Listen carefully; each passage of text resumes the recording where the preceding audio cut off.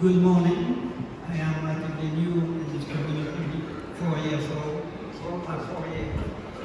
I've been living here for 4 years, and I think in the marketing could be a help even from the homeowner. There's a lot of homeowners that have abilities that could help their marketing plans, and also that will need a change of attitude from the homeowner and from the staff. But first of all, I want to thank Pat Butler for sticking it around. Nobody else did in all of St. Philip. Thank you, Pat. Like I say, let's have a change of attitude. Let's go from negative to positive, both for the staff and for the homeowner. Thank you. Thank you. I appreciate that very much. And I did have a chance to have a visit with Alex a week ago or two, and we did talk about a lot about staff attitude and things, and which I shared with both Jesus and Roberto. And I do think, I blame myself for a lot of it, probably because I think it's, we've all kind of been in a little bit of a down mode since this recession hit, and since, of course, on top of that, we got the pandemic. I've been, pretty stressed out just since Textron closed their doors and, walked away from 150 developers and closed their resort finance division. So it's been a tough go.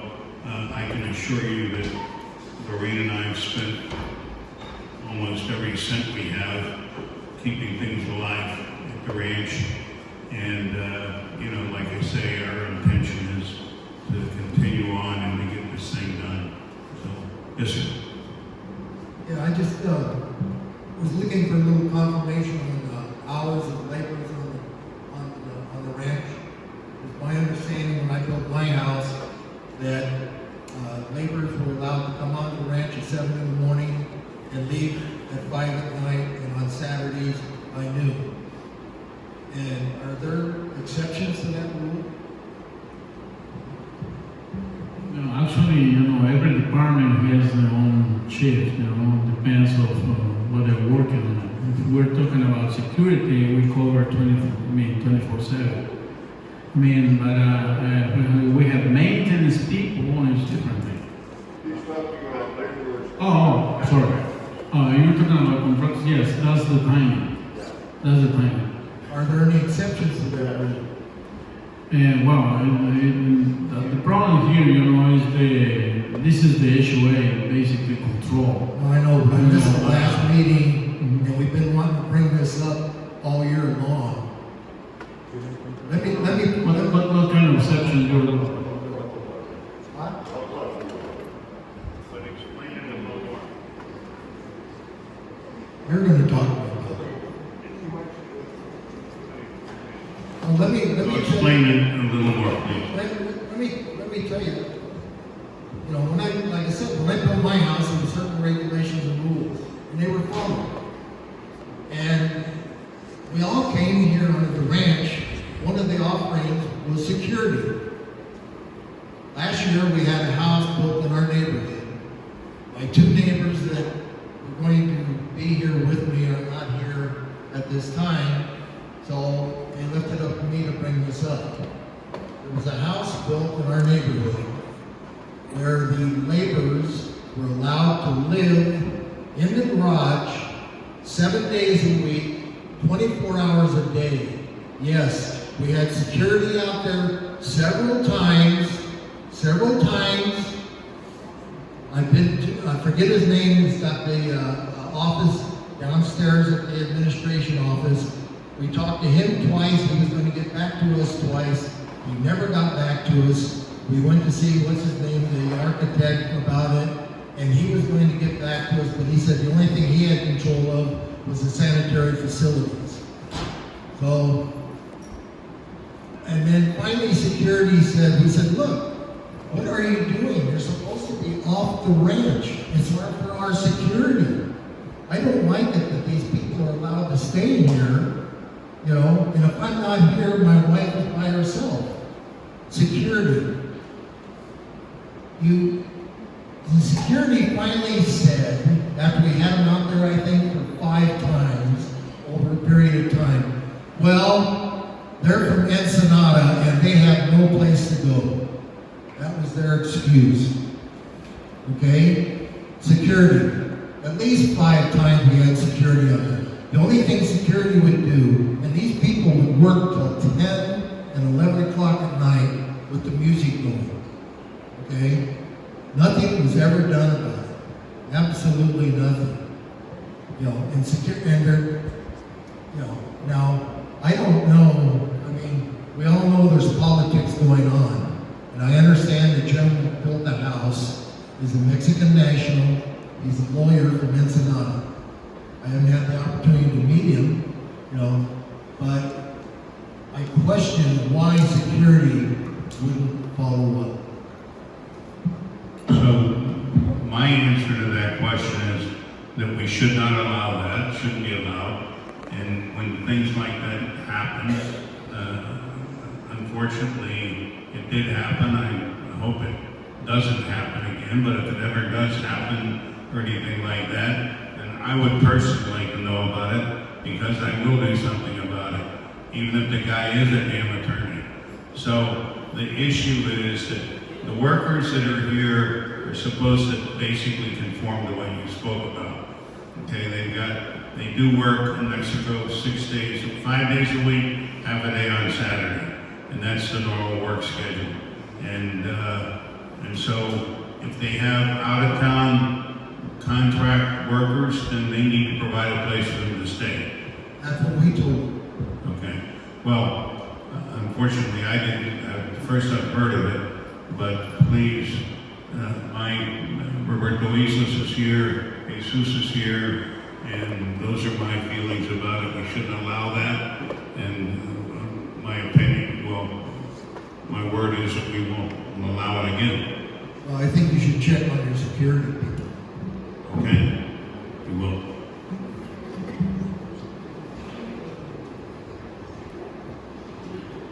Okay, other questions, please?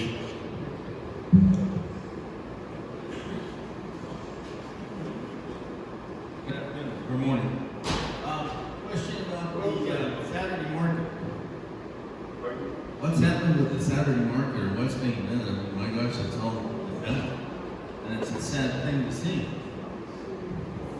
Yeah, the swap meet on Saturdays, you know, we, by regulation of the government, closed everything down, closed our golf course down, closed the swap meet down, closed everything down, they closed our restaurants down, and the guy across the street at, I think it's Bougainville, as it's called, opened up during the COVID time, was not supposed to be open.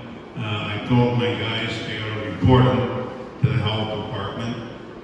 We're unfortunately a pretty big target, so we know that when we step out of line, somebody will definitely be here in a short period of time to say something about it. We didn't want to run the risk of having any more things closed up than we had to have closed up. So we suspended the swap meet. And the other thing we did was the swap meet people used to pay 50 pesos, I think, for their space. And we charged them, we upped it to 100 pesos a space. And I don't know that that had a lot to do with it. That's $5.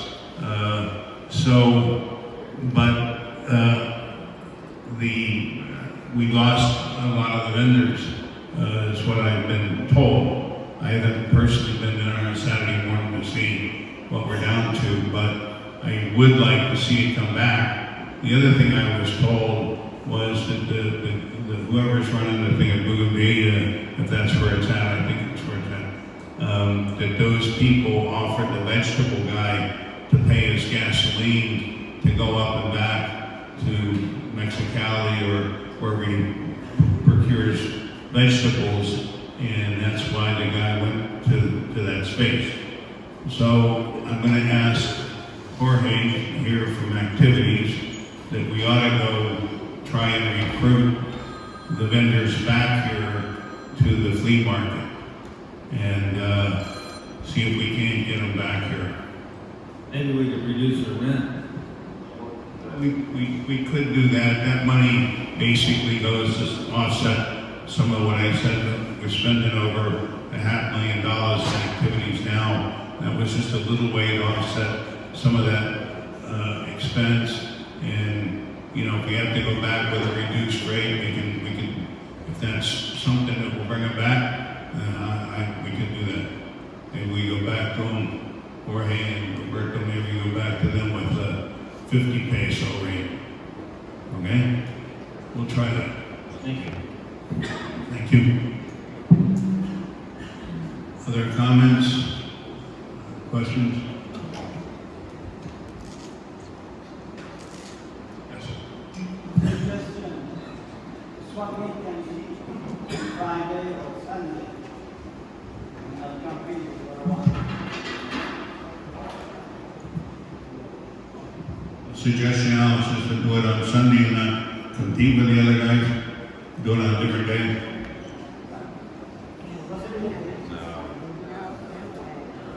We'll try first of all and go back to them with a reduced rate.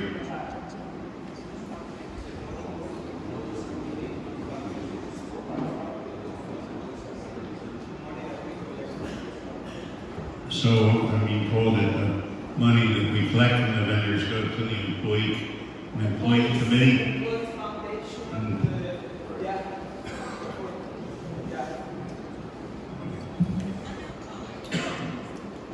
I know it doesn't come to the company. Yes, Tony.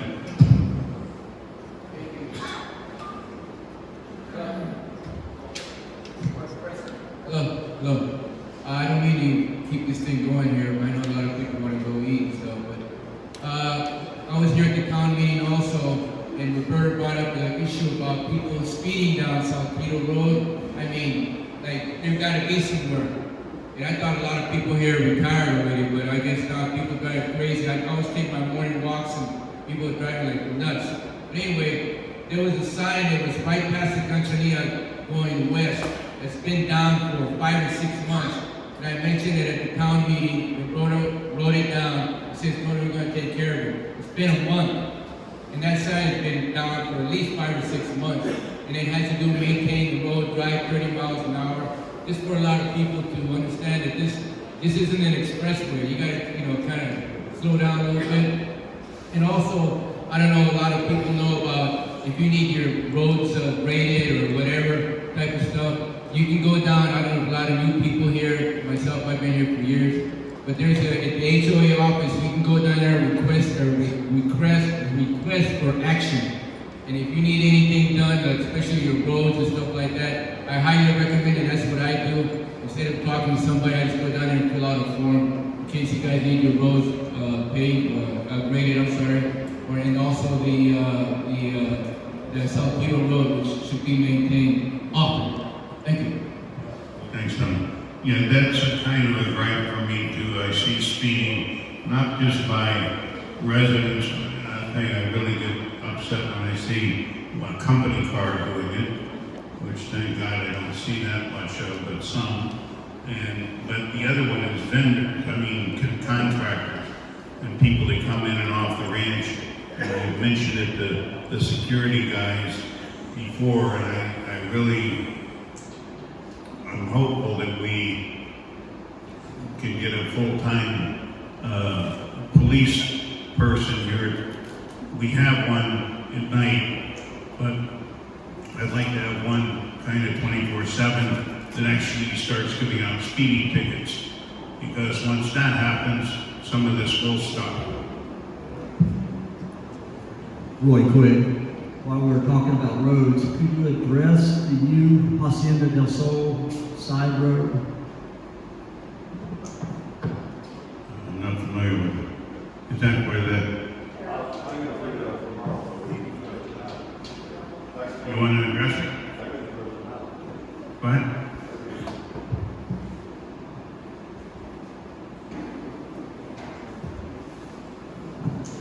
I was going to bring that up tomorrow, Ryan, but as long as you brought it up.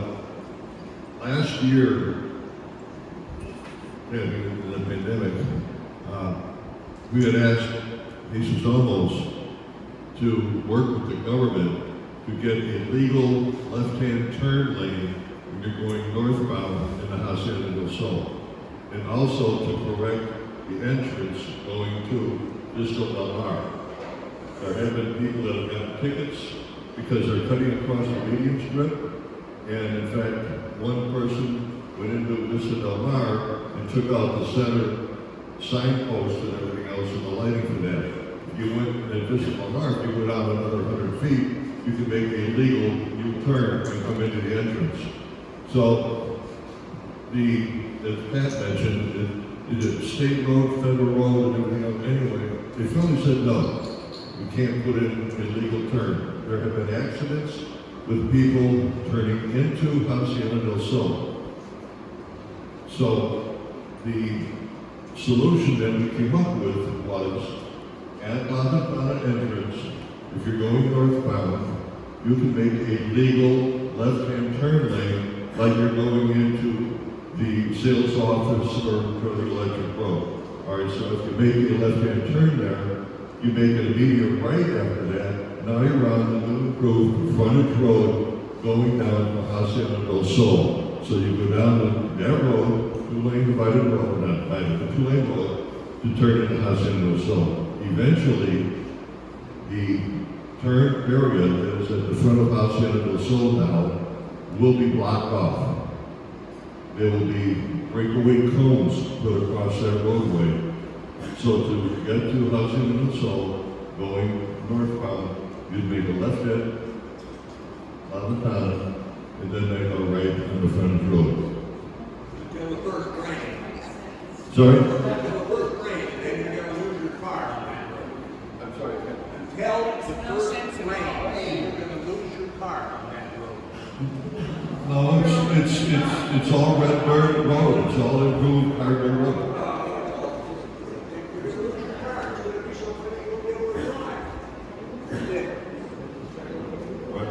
The issue with the you sound good, but right now, it's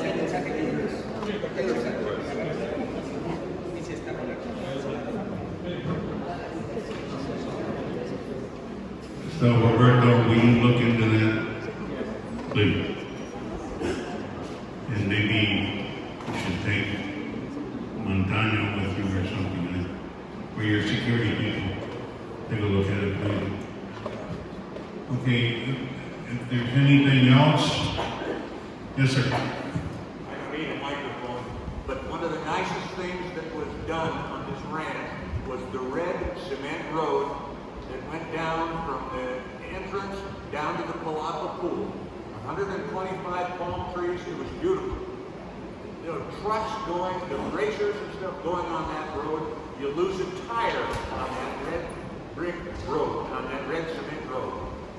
It's becoming a mess. So, is there not some way that they can at least fill in the potholes? I mean, you lose a tire on some of those. Okay, I'll drive out today when I leave here. Yeah, that's Roberto.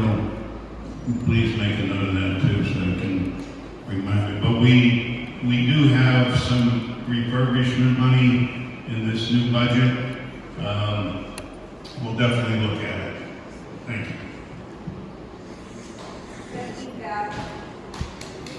Thank you, Mark. Thank you. Thank you, everybody. Have a good weekend. Appreciate you all being here. Thank you.